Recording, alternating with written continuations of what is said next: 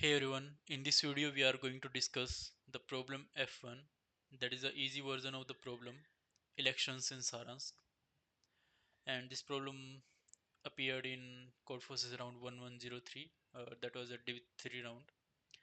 So let's see what the problem statement says.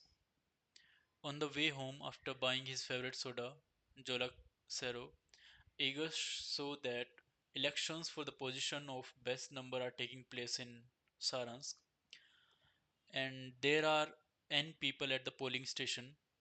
Each person brought a number AI, where ith person enters the voting booth. They choose a candidate that is a divisor of the number AI. Let the chosen candidate be PI. After everyone has voted, we get an array of votes P1, P2 up to Pn. Okay. Now Eager really likes the number x and considers the voting ideal if x into LCM of P1, P2 up to Pn is equals to product of all these numbers. Help him find the number of different arrays P modulo 10 to the power 9 plus 7 that are ideal. Okay, so we are given n, x and the array A. For this problem we can ignore x as x equals to 1 for this problem.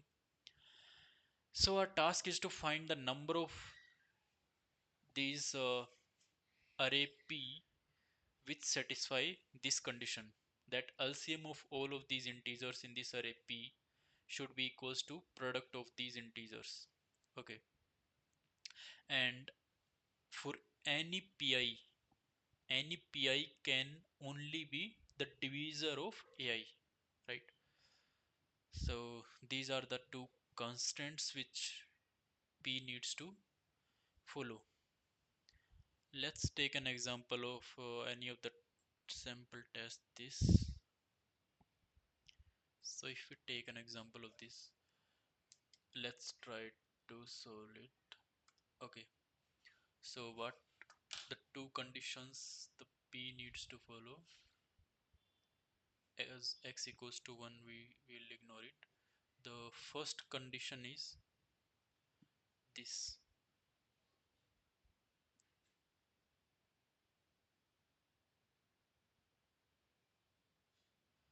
right?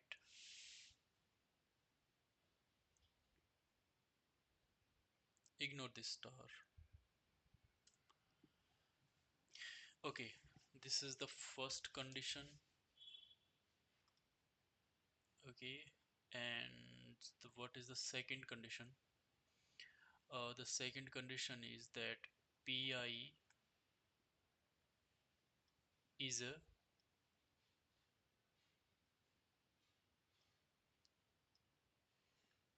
pi is a divisor of AI.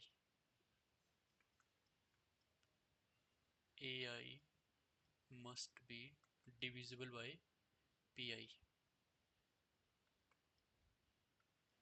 right? Let's write it more clearly.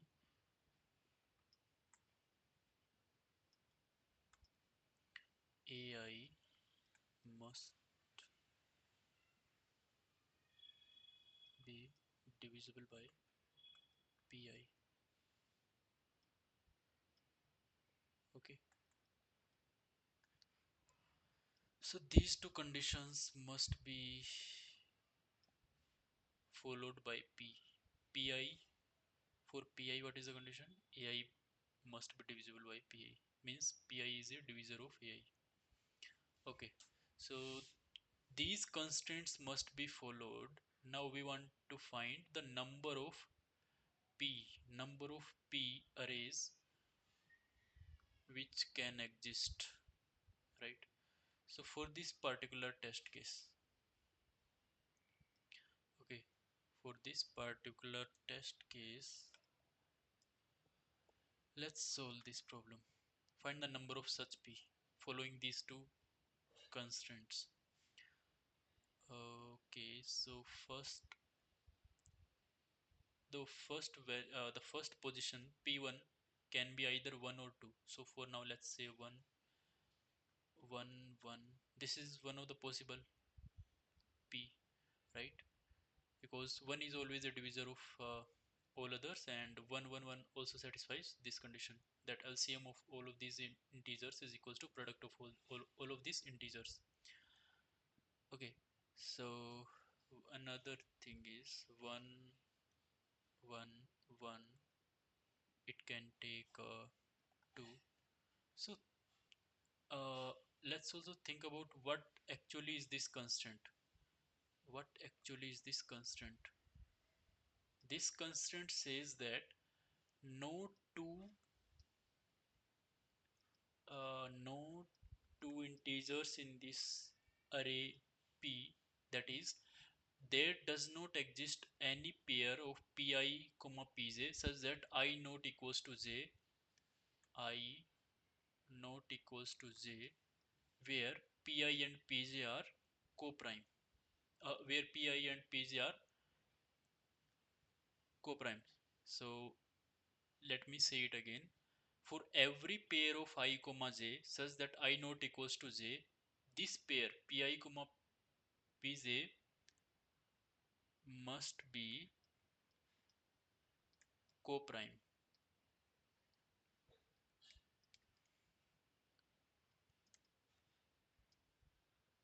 right?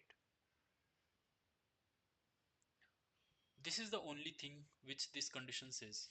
What is this condition? No, there, for every I comma j where I not equals to j, Pi comma Pj must be co-prime. If this condition exists, then it automatically satisfies the first condition. And for the second condition is very simple. Every Pi must divide Ai. Okay, so let's quickly find the total number of valid P for this array. This is possible, this is possible. Another one is 1 1 1 comma 4. Okay, let's take 1 1 uh, let's take 1 1 1 3 1 1 possible solution. 1 3 1 2 is a possible. 1 3 1 4. Okay,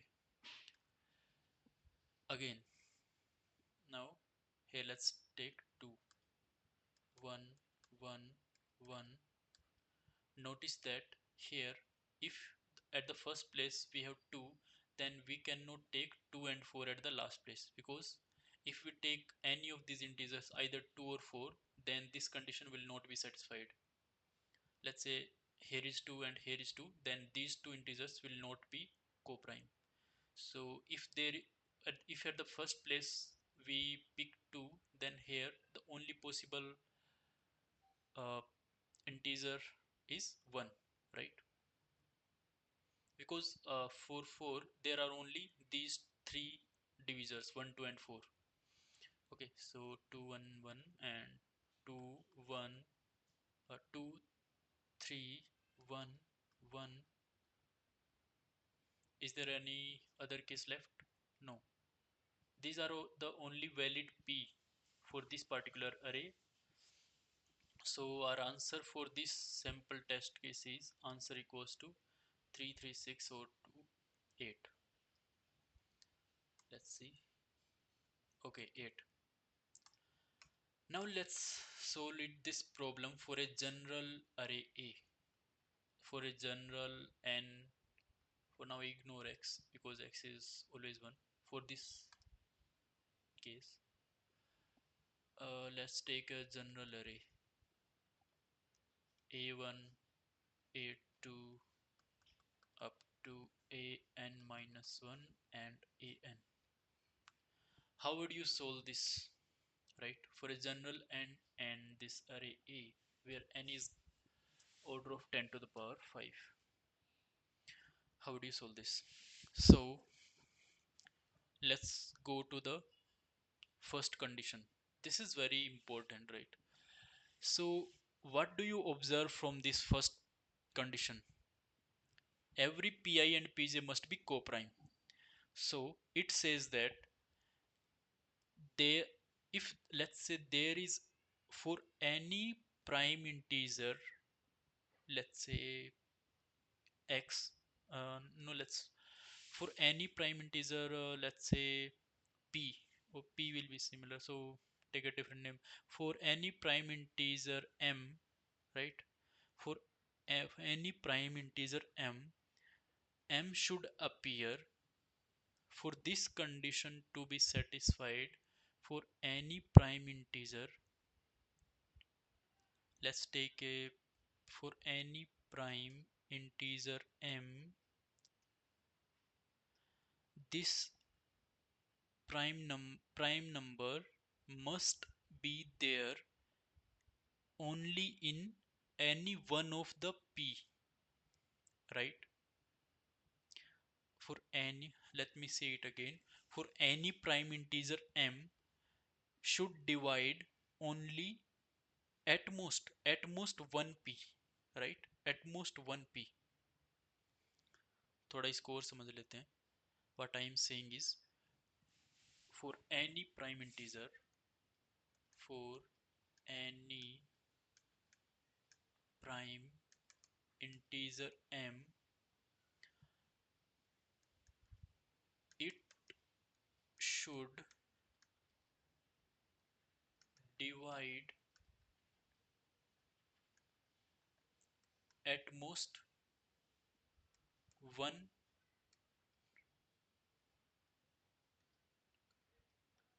at most one element of p array. ये चीज समझ में आ गई? क्यों ऐसा क्यों है? क्योंकि p1 p2 up to let's say pn, अगर मान लीजिए कि there exist two integers, two elements of this array P I and pj, such that m इसको भी डिवाइड करता है और m इसको भी डिवाइड करता है, तब ये को प्राइम नहीं रहेगा, राइट? ये को प्राइम पेयर नहीं है. और अगर ये को प्राइम नहीं है तो ये फर्स्ट कंडीशन को सेटिस्फाई करेगा ही नहीं इसको. So the most important constant जो निकल के आया है वो क्या है कि for any prime m, for any prime integer m, it should divide at most one element of p array, right? अब इसी से हमारा ये प्रॉब्लम सोल्व हो जाएगा. ओके, सो हम क्या करेंगे कि जैसे कोई जनरल अरे दे रखी है a1 a2 a3 up to an, हम क्या करेंगे इसके सारे प्राइम फैक्टर निकाल लेते हैं, राइट? इसके सारे prime factor, let's say m1 m2 up to जो भी प्राइम फैक्टर हैं इसके m3, है ना, सो ऑन. इसके भी ऐसे ही प्राइम फैक्टर निकाल लेंगे सारे, इसके भी प्राइम फैक्टर निकाल लेंगे सारे, और इसके भी निकाल लेंगे प्राइम फैक्टर सारे. अब आप एक चीज नोटिस करो कि कोई भी प्राइम फैक्टर पकड़ लो. फॉर नाउ लेट्स से हमने प्राइम फैक्टर 2 चूज कर लिया. अब सिर्फ हमें लेट्स से हम सारे प्राइम फैक्टर पे बात करते हैं. Prime factor for now let's say 2 है हमारा, 3 है, 5 है, अप टू हम कैलकुलेट कर लेंगे, राइट? ये प्राइम फैक्टर्स हैं सारे.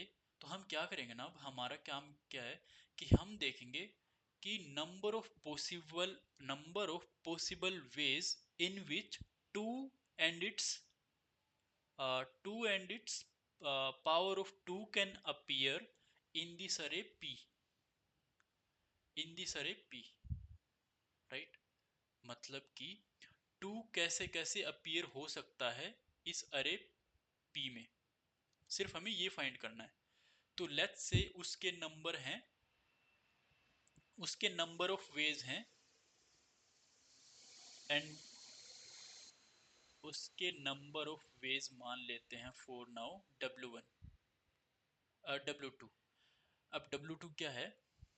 मैंने अभी बोला w2 है number of ways in which 2 can appear in this, 2 can appear in array p as a prime divisor of any element, right?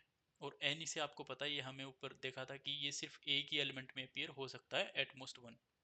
सो ये नंबर ऑफ वेज W2 के हो गए। और ऐसे ही W3 के हम फाइंड कर लेंगे टोटल नंबर ऑफ वेज। ऐसे ही W5 मतलब 5 के कर लेंगे number of ways, up to हम करते जाएंगे। अब हमारा आंसर क्या होगा? आंसर होगा इनका मल्टीप्लिकेशन, राइट, क्योंकि ये इंडिपेंडेंट है, राइट। एक कोई भी दो प्राइम इंटीजर आपस में इंडिपेंडेंट है, वो कितने तरीके से भी आ सकते हैं। The only thing is same prime integer पे कंस्टेंट लगाया है हमने इधर, राइट। सेम प्राइम इंटीजर पर कंस्टेंट लगाया, और बाकी कोई भी दो डिस्टिंक्ट प्राइम इंटीजर अपने आप इंडिपेंडेंटली कैसे भी आ सकते हैं in this array P as a prime divisor. So हमारा आंसर क्या होगा? Product of all of this number of ways of prime divisors which can appear in the array P, right? So ये हमारा आंसर होगा। अब हमारा task क्या बन गया? हमारा टास्क बन गया for each prime number, for each prime number, let's say 2 3 5, our task is to find the number of ways, right? Number of veg. अब ये भी बहुत सिंपल है, आप समझना इसको। हम ऐसा लेट्स से हम दो की बात करते हैं फॉर नाउ। हम ये फाइंड करते हैं कि the number of ways in which two can appear in this array p, है ना। पी एक बार फिर से लिख लेते हैं, P1 P2 P3 Pn। Okay, अब मान लो ना यार कि, और ए भी लिख लेते हैं corresponding, A2 A3, A is this general अरे, भूल मत जाना इसको। ओके, ठीक है। हाँ, तो अब हम क्या करें, फॉर सिंप्लिसिटी हम टू का एग्जांपल लेते हैं कि हम देखते हैं कि number of ways in which two can appear in this array, two can appear as a prime divisor of any element of this array P. Okay, ये हम फाइंड करना चाह रहे हैं। अब ये कैसे फाइंड करेंगे, आप देखो इसको। आप इसमें काउंट फाइंड करो, let's say count C1। C1 क्या है? C1 is the count of prime factors of A1। Let's say अब इससे मेरा मतलब है कि आप A1 के प्राइम फैक्टराइजेशन करो। A1 के प्राइम फैक्टराइजेशन में 2 की जो फ्रीक्वेंसी होगी ना, वो C1 है। Got it? ऐसे ही A2 के प्राइम फैक्टराइजेशन में 2 की फ्रीक्वेंसी फाइंड करो, वो लेट्स से C2 है, ये C3 है, ये Cn है। ओके, ये आपने फाइंड कर ली। C array क्या है? C array C of I is the frequency of 2 in AI's prime factorization। एक बार ये फाइंड कर ली ना, अब नंबर ऑफ वेज ऑफ 2, ये क्या होगा? ये होगा समेशन ऑफ, थोड़ा सिंबल सही से बना देते हैं, summation of CI I equals to 1 to n, right, plus 1। This will be number of ways in which 2 can appear। इस चीज को समझ सकते हो ये क्यों होगा? ये इसलिए होगा क्योंकि अब आप एक चीज सोचो, इस जो पी अरे है ना, पी अरे, इसमें 2, इस कंस्टेंट को एक बार दोबारा से देखो। इस कंस्टेंट में हमने क्या देखा था कि कोई भी एक प्राइम इंटीजर सिर्फ एक ही पीआई में आ सकता है, right. At most one element of P can contain any prime integer. So हम इधर क्या देख सकते हैं कि 2 है ना, किसी एक में ही आ सकता है बस, या तो इधर आ जाएगा। अब इधर कितना आ सकता है? फॉर P1, P1 के लिए प्राइम फैक्टराइजेशन में कितना आ सकता है? 2 टू द पावर 0 आ जाएगा, 2 टू द पावर 1 आ सकता है, 2 टू द पावर 2 आ सकता है, अप टू कितना तक आ सकता है? 2 टू द पावर C1। सिर्फ यही तो आ सकते हैं। और अगर मान लो एक बार के लिए 2 टू द पावर 2 आ गया, फॉर नाउ अज्यूम आपने P1 में 2 टू द पावर 2 ले लिया। अब ये गारंटी है कि बाकी किसी में भी, बाकी हर किसी में आपको 2 टू द पावर 0 लेना पड़ेगा, क्योंकि 2 एक से ज्यादा पीआई में अपीयर नहीं हो सकता। एक बार फिर से बोल देता हूं, टू किसी भी एक से ज्यादा पीआई के प्राइम फैक्टराइजेशन में अपीयर नहीं हो सकता। सो P1 ये तरीके हो सकते हैं, P2 के भी सिमिलरली ऐसे ही इतने ही तरीके हो सकते हैं, two the power 0 1 up to two the power C2। ये कितने तरीके हो गए? C1 ये कितने तरीके हो गए? C1 ये कितने तरीके हो गए? C2। एक्चुअली ये C1 नहीं है, C1 प्लस वन हुए। ये कितने हो गए? क्योंकि zero to the power zero भी है ना। ऐसे ही to the power 0 to the power 1 up to the power C3। ये कितने हो गए? C3 plus one. ऐसे ही n के लिए। तो आप देखो ना, एक बार टू द पावर 0 वाले तो कॉमन है, राइट? उसको एक बार रिमूव कर दो क्योंकि वो तो एक सिंगल केस हो गया। अब है ना, अब टू द पावर 1 अगर इधर आता है, पहली बार मान लीजिए इधर आया, फिर इधर आया, इधर आया, सारे डिस्टिंक्ट केस हो गए। बट वन अगर इधर आया, इधर आ गया, वो तो सेम ही बात हुई ना। समझ रहे हो आप? नहीं समझ रहे हो तो चलो एक एग्जांपल दे देता हूँ। लेट्स से वन एक बार इधर आया, पहले में भी आ गया, मतलब ये टू द पावर जीरो है ना। इसको थोड़ा बता देता हूँ अच्छे से। Two the power zero to the power zero to the power zero, ऐसे ऐसे।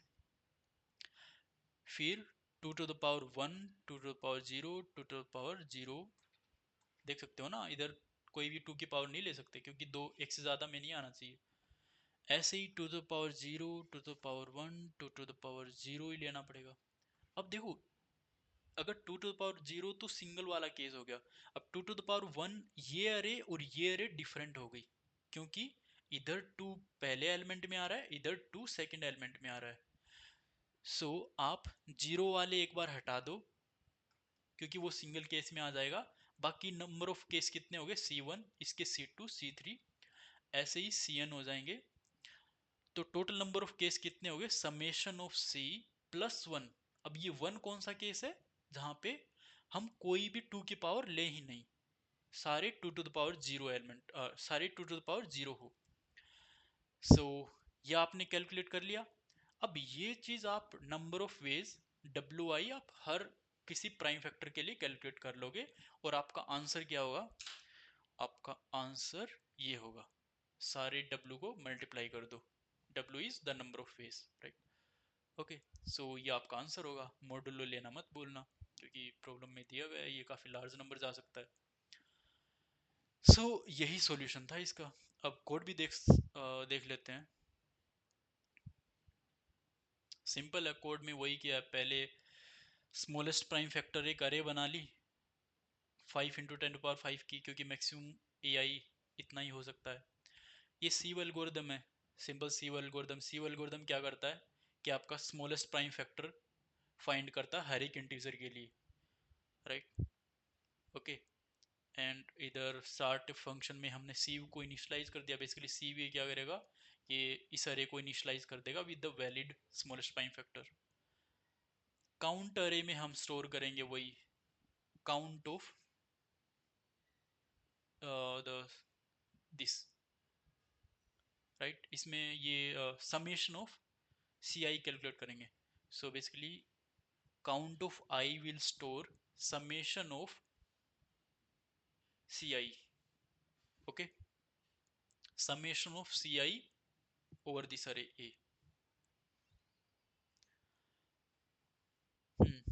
सो NX इनपुट में लिया, अरे इनपुट में ली, सेट ऑफ प्राइम क्या है ना, सेट ऑफ प्राइम्स में वही ले रहा हूं जो प्राइम डिवीजर, जो कोई भी prime as a prime factorization में अपीयर करता हो ए में, वही सेट में ले रहा हूँ। क्योंकि हमें अननेसेसरीली हर एक प्राइम इंटीजर के लिए नहीं निकालना, ये जो ओनली एग्जिस्ट करते हैं इस अरे में वही निकाल रहे हैं। क्योंकि लेट्स से कोई प्राइम फैक्टर, कोई प्राइम इंटीजर है वो एग्जिस्ट ही नहीं करा किसी भी प्राइम फैक्टराइजेशन के, तो ऑब्वियसली वो P में नहीं आएगा ना, क्योंकि प्राइम फैक्ट P में वही आएगा जो डिवीजर होगा A का, राइट? सो इसमें मैं थोड़ा ऑप्टिमाइज करने के लिए प्राइम्स वही ले लेता हूँ जो ए आई के प्राइम फैक्टराइजेशन में एग्जिस्ट कर रहे हो। और काउंट ऑफ यू को एक बार इनिशियली जीरो मार्क कर देता हूँ, हर एक प्राइम फैक्टर के करस्पॉन्डिंग सम को जीरो मार्क कर देता हूँ इनिशियलाइजेशन के लिए। सो ये वाला पार्ट इनिशियलाइज कर रहा है और ये वाला पार्ट एक्चुअल कैलकुलेट कर रहा है। क्या? वही summation of C I, right? ये summation of C I calculate कर रहा है।